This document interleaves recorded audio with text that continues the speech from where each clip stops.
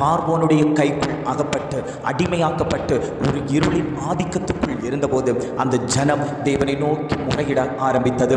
எப்பொழுது முறையிட ஆரம்பித்தார்களோ, எப்பொழுது தன்னுடைய இருதயத்தை, தன்னுடைய வியாகுலத்தை, தன்னுடைய கஷ்டத்தை தேவ சமூகத்தில் முறையிட ஆரம்பித்தார்களோ, அந்த சத்தம் தேவனுடைய பாதத்தில் போய் எட்டிட்டு அந்த சத்தம் தேவனுடைய செவிகளில் கேட்கப்பட்டது. உடனே தேவன் தன்னுடைய ஜனத்தை மீட்டெடுப்பதற்காக ஒரு மோசையை ஏற்படுத்தி கொண்டு வந்தது போல இன்னைக்கு அநேக ஜனங்களுடைய கூக்குரல் தேவனுடைய சமூகத்தில் கேட்கப்பட்டாயிற்று.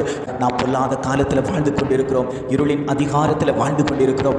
நம்மளை பாவத்திலிருந்து மீட்டெடுப்பதற்காக மனிதனாக இந்த உலகில் அவதரித்தார். அந்த நல்ல தெய்வம் நம்முடைய பாவங்களுக்காக சிலுவையை சுமந்து, நம்முடைய பாவங்களுக்காக அடிக்கப்பட்டு, நம்முடைய பாவங்களுக்காக இரத்தம் சிந்தப்பட்டு, நம்முடைய பாவங்களுக்காக சிலுவை மரணத்தை ஏற்றுக்கொண்டார். அப்பேற்பட்ட நல்ல தெய்வம் நம்மளை மீட்டெடுத்து, அந்த இருளின் அதிகாரத்திலிருந்து நம்மளை மீட்டெடுத்து, நம்மளை பாதுகாத்து, நம்மளை தப்பு